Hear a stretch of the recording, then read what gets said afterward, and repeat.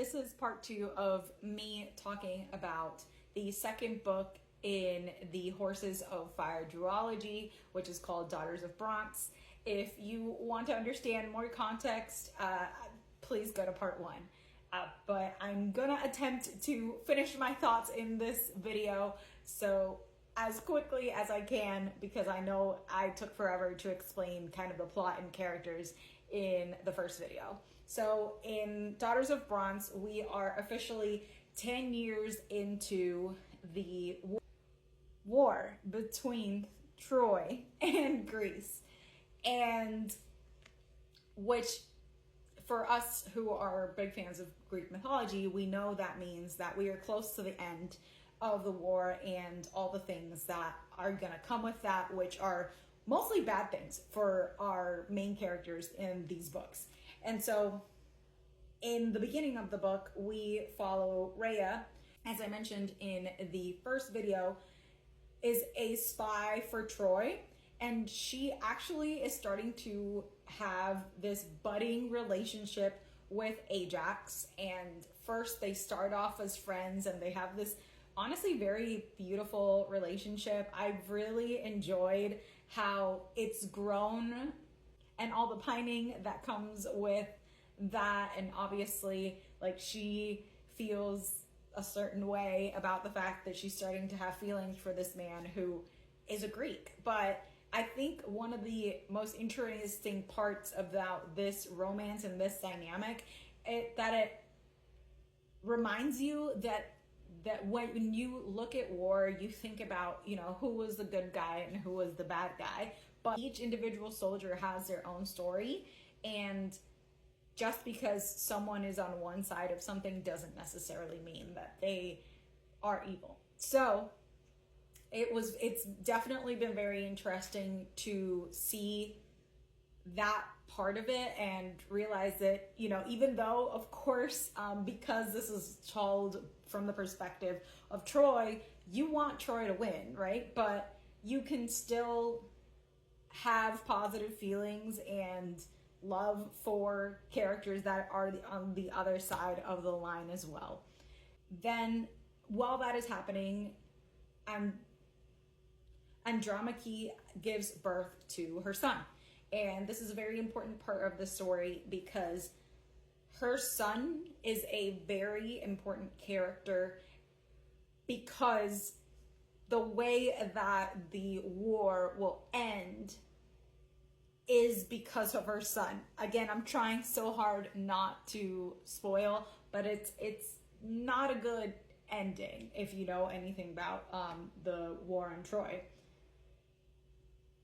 So through this book, you get to see her and Hector try to get the elders to stop this standstill. So they've been warring back and forth for 10 years, and then usually one will launch an attack and it'll fail, and then the other ones will launch an attack and it'll also fail. And obviously this has been really hard on both sides, but especially on Troy, because you know, they've been under siege for 10 years. So her and her husband have been trying really hard to get the elders to build a strategy that is much better than anything that they've done before, and not settle on strategies that have been done in the past. And they're really struggling with this because the elders, you know, they want to do things the way that they have always been done. So Hector's idea on how to take power back from the elders is to actually do hand-in-hand combat with the best of the Greek warriors. And technically the best Greek warrior, his name is Achilles, very well known, but he is actually not fighting right now because of some drama that happened with one of the kings of Greece. I am not going to go into that. So instead, Hector would be fighting Ajax. Obviously, it's very dramatic because we know that Rhea is in love with Ajax, but she follows Hector.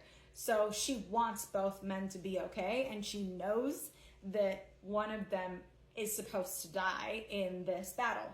But after that battle, it actually ends up that they both survive because they're both really good and because they're both really honorable men, honestly. And so the fighting continues, but Hector is able to, because he survived this encounter with Ajax, he is able to take back the power from the elders and make decisions on the war. And the part of the book where I'm in is really stressful because I already know what happens, but I just don't want it to happen. And exactly where I ended up is when Hector believes that the best warrior, Achilles, has actually come into the battle, and he faces him and he kills him and then realizes that it's not actually Achilles, it was Achilles' best friend. I say that in quotation marks because there's a lot of debate on whether Patroclus and Achilles were actually best friends or if they were lovers, but he kills Patroclus because Patroclus pretended like he was Achilles and was wearing Achilles' armor. And so this makes Achilles lose his mind, and now he is actually coming into the war because Hector has just killed his best friend. From here on, things are not going to go well for Troy.